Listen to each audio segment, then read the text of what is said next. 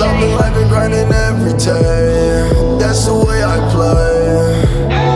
Never mind what I had to say. Tell them I say. Yo. It's been a long time. We shouldn't have left you without a dope pod to step you. I like that, B. Yeah. What's good, Russ? Yo, welcome everybody. It's been a minute. This is From New York to the Chi podcast.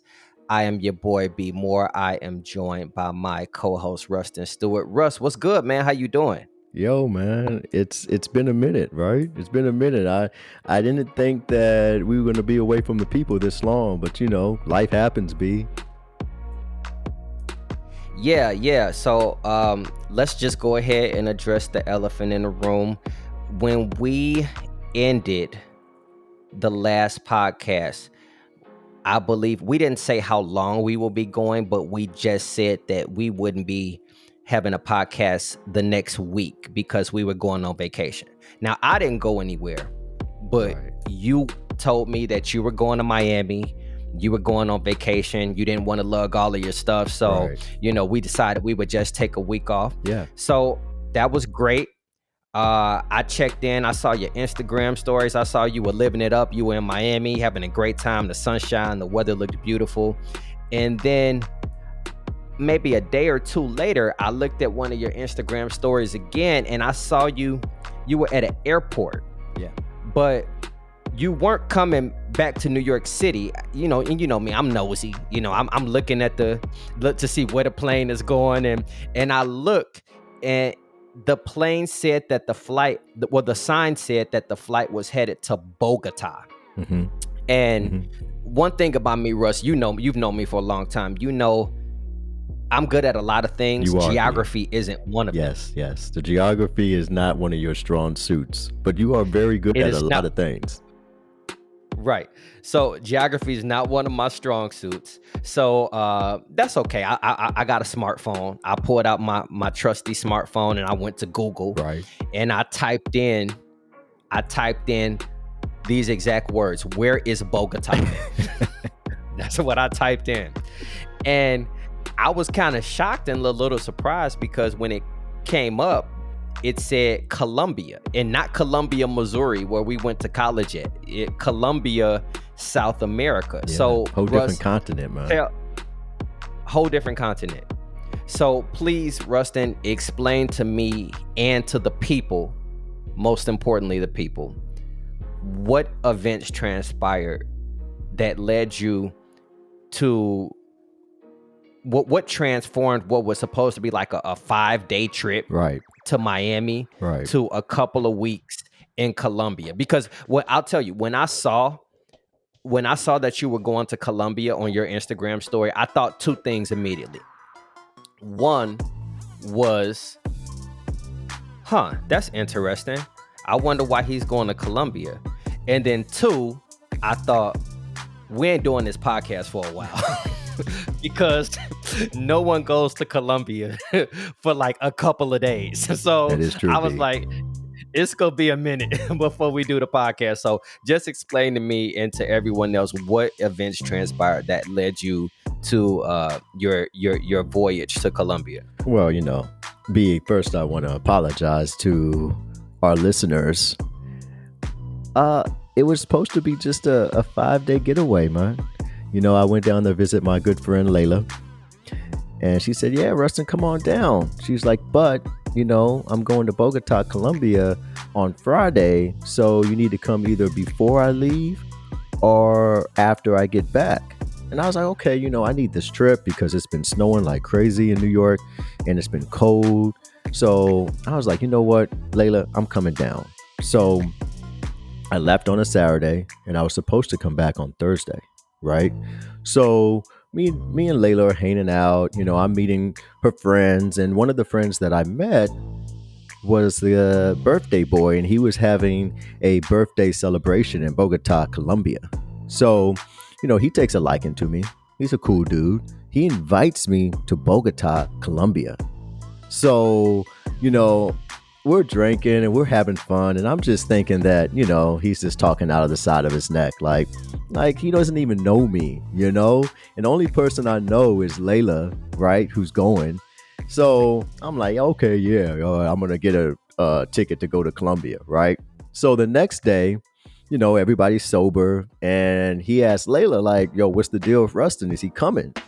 And then Layla tells me, and I'm like, wow, he's for real?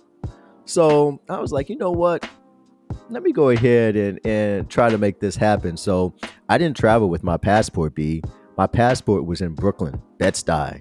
So I reached out to a friend, and she said, well, do you want me to go to your apartment and get your passport and send it to you?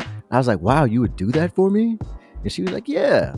So I sent my keys home. First, I got my keys made, B, right? I sent a copy to her apartment. She goes to my apartment in Bed-Stuy. So, B, I mean, I'm probably telling everybody too much, but I keep my passport in a Ziploc bag underneath my sofa cushion. Don't ask me why I do that, B. It's just, I just put it there, and I felt like it was a cool spot. I always know where it is, right? So she looks up underneath the sofa cushion, and it wasn't there, B. Like, she said, it's not here. I'm like, what? Like, if you would have asked me if there was one thing in my apartment where I know exactly where it is, it would be my passport.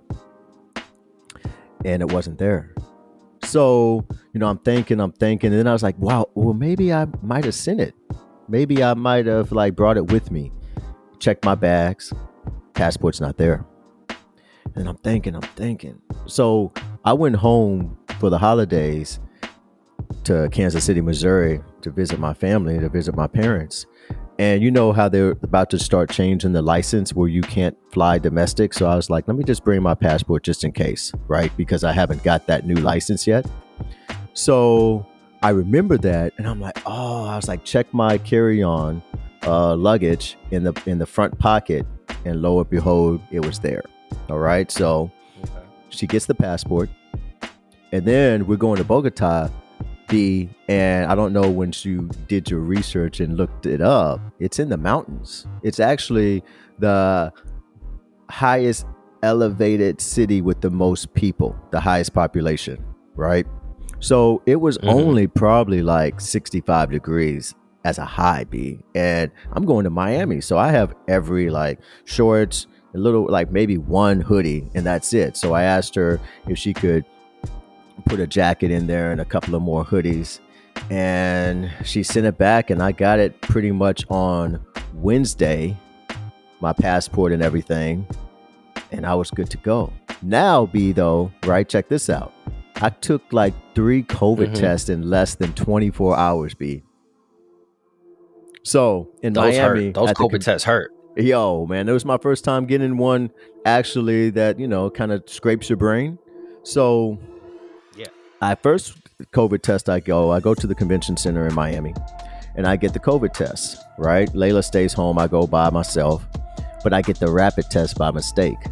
And she was like, no, you got to get the PCR. And I'm like, oh, so we go back, we do the drive-through.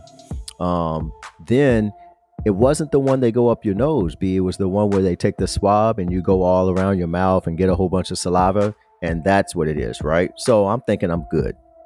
We hang out with Kyle later that night. We're having a good time. We go over to a friend's house for dinner. And he says that his test result came back inconclusive. So now that makes me and Layla like, damn, we might have to go back and have them do it so we won't get that, because everything's on a timetable, right? Because if you don't have that COVID test, you ain't going nowhere, right? And if it says, it has to say negative. So we go back the next day, and that's when I got the swab, and it touched my brain. So everything came back cool, negative. Yo, the ticket, B, was only like $181 round trip from Miami to Bogota, Colombia. So I was like, okay, so once you get to Bogota, Colombia, how is it? Explain to me, how was the trip? What did you think about the culture? What did you think about the people? The people were beautiful. The people were very nice. I mean, I didn't have any idea what Bogota, Colombia looked like, or, I just knew that it was in the mountains from the research that I did. but it's a busy city. It's kind of busy like New York, right? But I didn't see it to be as like a pretty city. Like it was just kind of like, you know, where I was, it was a little like kind of like grungy a little bit. So, you know, I mean, I was still loving being away and being on a different continent and being in a different country, but it just wasn't what I expected. But it wasn't a negative thing. It was just wasn't what I expected. The mountains kind of sit back and you see these huge mountains, and it was pretty much gloomy the whole time. It was kind of like a little cloudy, overcast situation. So we stayed at the Four Seasons Hotel, which was beautiful. We had people taking care of our every need. Shout out to Diego, Alejandra, and Sonia. They really took care of us. And it was 14 people on the trip. So, you know, like I said, I only knew Layla. So that's something that I've really been trying to work on, is being more free-spirited and not saying no all the time, saying yes more, because I feel like I miss out on opportunities when I'm always saying no, because the old Rustin would say, oh, it's too difficult. My passport's not even here. It's not meant to be. But what I'm finding out is that anything worth having, you have to go through some obstacles to make it happen. Right. So the group of people were really cool. I think that I made some friends that will, you know, I would be friends with for a while, and made some new connections and new experiences, and we had a really good time. I mean, Cal is a travel agent, so he had the whole like itinerary mapped out. So I mean, we were taken care of from top to bottom, man. And I actually stayed in the room with Layla, and then a friend of mine, well, we became friends on the trip, Rachel. She came last minute, and I've known Rachel through like personal training and Equinox. So I knew of Rachel and we have met, but you know, I followed her on Instagram, but I really didn't know her. So she comes. So now I'm staying in the room with Layla and Rachel. And like, it was like great. I mean, there was no funny business. It was cool. There was none of that, nothing like that. We were all friends and we was hanging out, and it was just good, man. So we do that Bogota, right? And I'm still working, right? So that's the beauty of what I do now, is that I'm still training my clients in Bogota, Colombia, right? So Layla says, yo, do you want to go to Cartagena? And I'm like, because everybody was supposed to be going back to New York or Miami on that Tuesday. So I was like, you know what, Layla? F it. Yeah, let's go. So we changed our flight and then went to Cartagena and spent from Tuesday to Friday there, man. And I tell you, like, definitely check out Bogota. But, you know, Cartagena was it was beautiful. It was warm. It was 90 degrees. It was near the ocean. It's so they have like colonial houses that are very bright and vibrant, and the people are full of energy. And I just had a wonderful time in Cartagena, man. And I definitely want to go back, man. We'll spend a little bit more time there. But this all happened just because I said yes, man. And, you know, and another big thing, is that I was kind of getting down on myself and saying like, well, I need to be more open-minded and more free-spirited, right? But what happens is I have the money, I have the money to do these things. And in the past, I didn't have the money to be free-spirited like this, because I was always thinking like I need to like save or budget. So I was like on a tight budget when I would go on these trips, man. But that's why we have been away for so long, just because, you know, I was doing a little jet setting, man. Well, Russ, I'm glad that you were able to have that experience. You know, those are the types of trips and those are the types of experience that you have. You meet new people and you create memories with your friends, and those are the type of trips that you remember for the rest of your life. So I'm glad that you were able to do that. I know that you've been in New York City just kind of grinding, and with COVID and everything, you know, everybody's kind of been in the rut and kind of down. So I'm glad that you were able to experience that trip. So glad you made it back safely, and glad you had a great time while you were there. Thank you, man. I appreciate that, man. And I just want to thank Kyle. If you're listening, thanks for inviting me. Had a wonderful time, and let's do it again sometime in the future, man. Yeah, I'm sure Kyle listens to the podcast, or if he hadn't listened before, I'm sure that he'll start listening. So thank you to Kyle. So a lot of stuff happened while you were gone, Russ. And I just kind of want to touch on a couple of them. So one, we talked about the NBA All-Star game and this is a topic that we had on the show. I think when we both talked about it, we talked about how we thought it was like a big money grab with the NBA. We have we have COVID going on. We're still in the midst of a global pandemic. And there are a lot of these restrictions on travel. We just didn't think it really made sense for the NBA to make these players go to Atlanta and play an all-star game with all of the circumstances that are going on. But I got to be honest with you, Russ. I watched it, and it was very different. It was only one day. It was on a Sunday, and they condensed everything into one day. They had the slam dunk contest during halftime of the All-Star game. And even though it was just that one day, I got to admit, I think I was wrong, man, because it was a wonderful night. I really enjoyed it. And the reason I'm bringing this up, even though it happened weeks ago, is because I thought there was an overwhelming theme that I left with, is that there is something to be said for tradition. Everyone has traditions, whether it's traditions with your friends, with your families, or at work or whatever, but there is something to be said for having a tradition and kind of sticking to it and a sense of normalcy. And especially in a year where nothing has been normal, and a lot of our norms and traditions we've been forced to kind of toss them aside and throw them out the window. I think the NBA did get it right in terms of having the All-Star game, even if it was just for like one night, just for the sense of tradition, because I think it was a great night. Yeah, I mean, I would agree, B. Shout out to the NBA for once again getting it right. To Adam Silver, to the whole NBA community for pulling it off.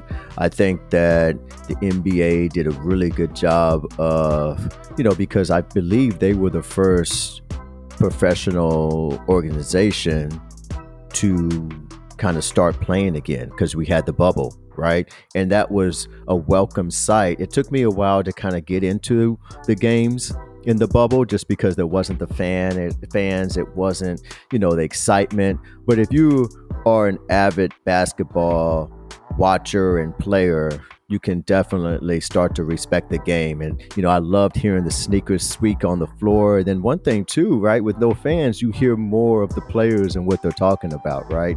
So that All-Star game was something that I felt like a lot of players were kind of against it, because we talked about that during the show. But I could see that they were really enjoying, being around each other and the camaraderie that, the players have in the league and the friendships. And that was cool to see, man. And they did a really good job. I mean, the dunk contest was really good. The 3-point contest was really good. Shout out to Steph Curry for getting back that title. The Splash Brothers are almost back. Clay's hurt right now, but he's going to be coming back with a vengeance next year. But the NBA did it right, man. I definitely enjoyed it. I was in Miami during the All-Star game and went to a friend's restaurant and watched it there. And, it was exciting, and it kind of made you forget about everything that we're kind of dealing with right now. So shout out to the NBA, man. Yeah, definitely want to give props to Adam Silver, who is easily the best commissioner in professional sports. And like I said, I know that that was weeks ago that the All-Star game happened, but I just wanted to revisit it because it was something that we did talk about on the podcast, and you were away. And having watched it, I just thought that it was really good and reminded me what something normal felt like, since everything has been so different. So moving on, there was another thing that happened while you were gone, Russ. And this is also another topic that we discussed on the show. we talked about COVID vaccinations, and I got my COVID vaccine, Russ. Oh, nice, man. Congrats, man. Yeah. I said that I would get it, and it feels, there's a little bit of a sense of relief. You know, I never thought that if I got it, you know, I'm in pretty good shape and I'm pretty healthy and young enough. So I never thought that if I got it, I would die.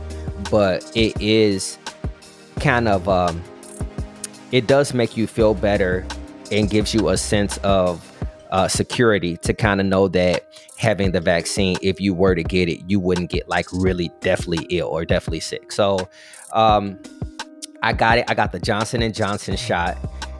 But I just kind of want to give, because we talked about it on the show, so I just kind of want to give the listeners of a update on at least my experience. And while I'm fine now, I'm fine, you know, no lingering side effects or anything like that. But once I did get the shot, I went through it, Russ. It was rough. Really? It was rough that night. I definitely experienced side effects that night and into the next day. I got the vaccine maybe like a 12 o'clock or a noon in the afternoon, and I was fine. You know, I was fine, carried on with my day, went and worked out, had a great evening.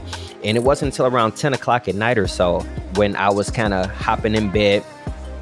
It felt like somebody dropped me off in the middle of the North Pole, Russ. Like I was freezing. I put on 2 pairs of sweatpants. I put on like 3 different sweatshirts and a hoodie. I was in the house with a winter hat on. I had my heat blasting, and I was just free. I had body chills that were crazy. I was curled up in the fetal position, and this was like 10 o'clock.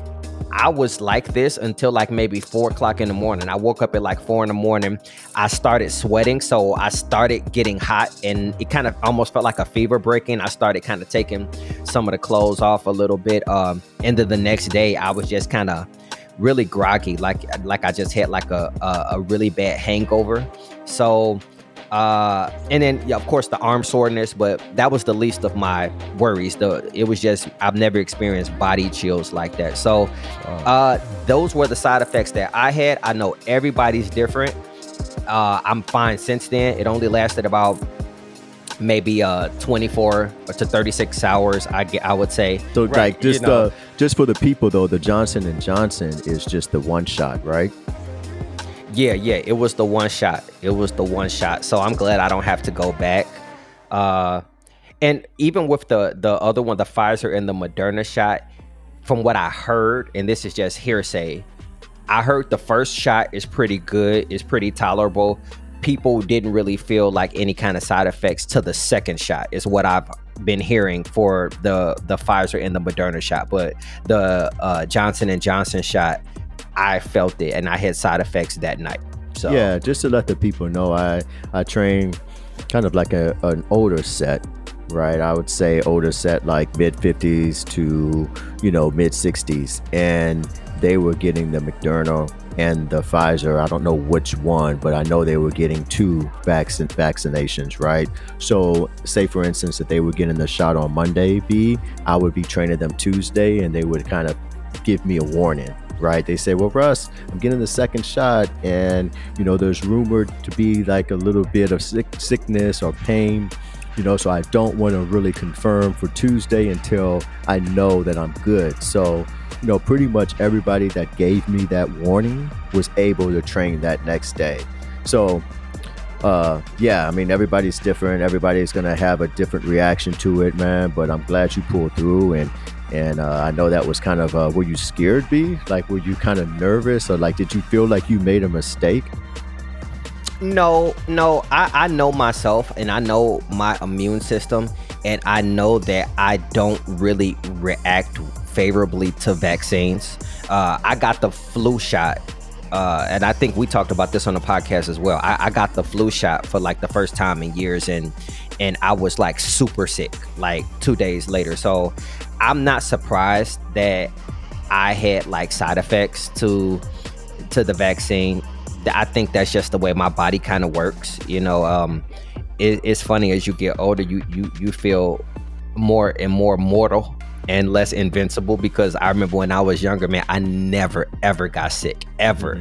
And it's like as I hit my, mid 30s or so, I started like kind of getting sick multiple times a year or so. So, I had an idea that I wasn't, just from the flu vaccine that I got, I had an idea that I probably was gonna get sick, and I was right. So no, I didn't feel like I don't feel like I did, like I made a mistake. I think that we also talked about it. I think that it's important for people to get the vaccine so we develop the herd immunity that's necessary for us to kind of move past this virus. So I almost kind of feel like it's, I don't want to be too dramatic, but I almost feel like it's part of my duty, as an American, or, to help get the vaccine to help us kind of move past this virus. You know what I'm saying? Right. Yeah. A lot of my clients have gotten it, and I'm going to get it. I mean, here in New York, St. Luke's is offering the vaccination, and what's happening is that they're having leftovers right at the end of the night, and once it's unfrozen, you have to use it or it's going to go to waste. So a lot of the people or friends that are my age or people that I know around my age have taken advantage of that by going in at the end of the day to get the vaccination. So, hopefully I'm going to eventually get it soon. Hopefully it's easy breezy. I don't want to be waiting in line all day for it. But once it's available for me, I definitely will go out and get it, man. Yeah, I just want things to go back to normal, man. I remember we didn't talk about it on the show, but I think it was one of our production meetings. And, one of your ideas was to talk about things that we used to do before the pandemic that we thought we would miss that we don't. And I just told you, I was like, Russ, I miss everything.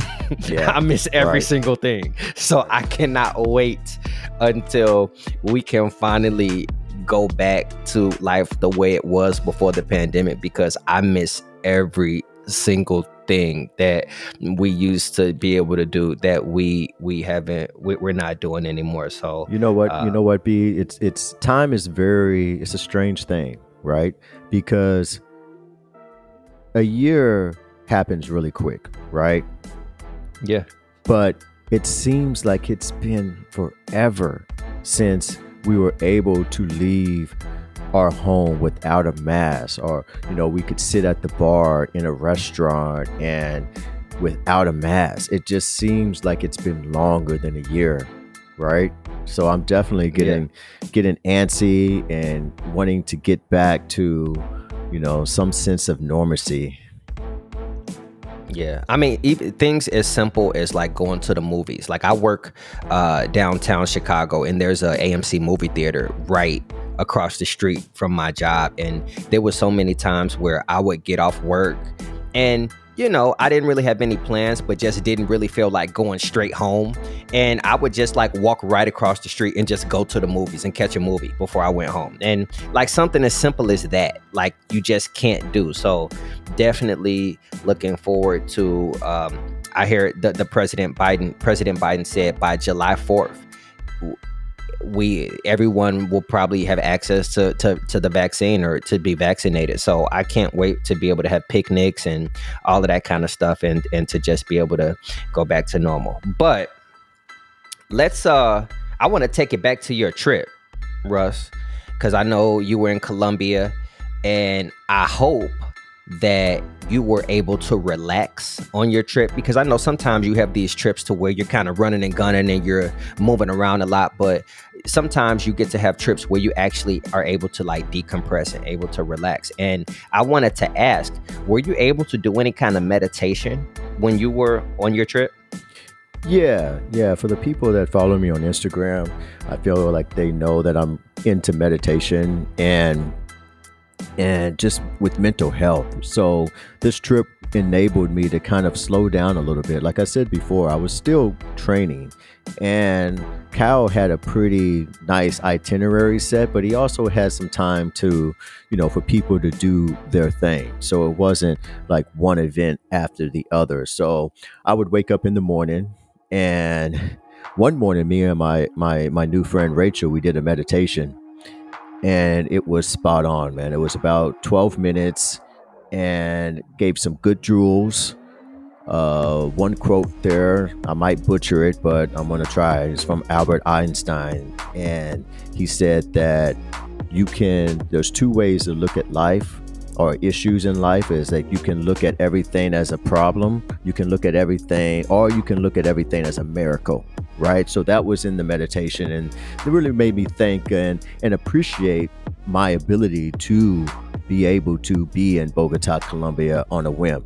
Right. So I definitely wanted to take some time to thank the universe for that, man. So I definitely spent about 10 minutes a day meditating. And then I also really got back into working out, right? Because don't get me wrong, I'm always active and working out, but I really want to be consistent doing Monday through Friday and maybe an extra day, either Saturday or Sunday. And I was able to get back to that, man. I just kind of like let things slow down and just got back into my mind, into my mental health and my physical, man. And I feel great, man. I feel really good, man. So yeah, meditation is huge, man. Awesome. And the reason I kind of bring up meditation is because I know that you are big on mental health. And I know that we've discussed mental health at length on the show, but we haven't really delved deep into meditation. That's something that I try to meditate maybe once or twice a week. I'm not great at it. Sometimes I don't know if I'm doing it right. So we talked about bringing someone on who actually knew more about meditation than we did. And we actually had that interview scheduled before you went on your trip. But, and of course, this is a professional podcast, Russ. We pride ourselves on being professional. So even though you went ahead on your trip, we wanted to keep the appointment. So that's why I went ahead and I did the interview without you. So anyone who's wondering how come Russ isn't chiming in on the interview, it's because he was away and we didn't want to cancel on our guest. So we went ahead and we had a guest on our show named Maria Maxey, and she spoke with us about meditation. So here is some of that conversation. All right. Right here. All right. Thank you so much, Russ. That was a great interview. Thank you, Maria Maxey, for joining us on the show. We appreciate all of the insight that she gave us and for just being a great guest. And hopefully she'll come back one day and we can she can talk to both of us. All right. I would like that. Thank you, Maria. And hopefully you come back soon so I can ask my couple of questions. Absolutely. So Russ, as we always do about this time, for people who, first of all, let me back it up real quick. I want to say thank you so much for all the people who have supported the podcast, especially through our little break, because we're able to see people who listen to the show. And even though we've been gone for a couple of weeks, you guys have still been going back. I don't know if you guys have just been re-listening to episodes or catching up on episodes that you missed, but we just want to say thank you so much for supporting us, even in our absence. So we love you guys. When you told me yesterday that, so many people, that were asking like, where's the show? And it was part of their Monday routine, man, that brought a big smile to my face, man. And I'm so appreciative to the listeners, and we're going to keep trying to bring the fire and great topics to get people thinking. And, taking this break, I was able to think about some more topics, that, we can definitely talk about in our next production meeting. Absolutely. So for people who want to support the show, what should they do? Yo, I'm going to have to get a little like rap, man. But, I'm not the rapper of the show, B. That's yours, man. So, but they should subscribe, man. Definitely subscribe on all platforms. It really helps us out. And we appreciate everybody. So subscribe, please. Absolutely. And that's wherever you listen to your podcast, Apple, Spotify. And if you listen via Apple, you can do more than just subscribe. You can also give us a ranking, give us 5 stars, and you can also leave a review so more people can be aware and find out about the From New York to the Shop podcast. And they can call in, right, B? Absolutely. For people who want to call in, who want to leave a comment, want to ask us some questions. I know people follow Russ on Instagram. They want to know how this man is still able to pop wheelies on the bicycle and do they want to know how he's able to stay in shape and all of these kind of things. So if you want to call and ask us questions, please. Let me see. It's been so long.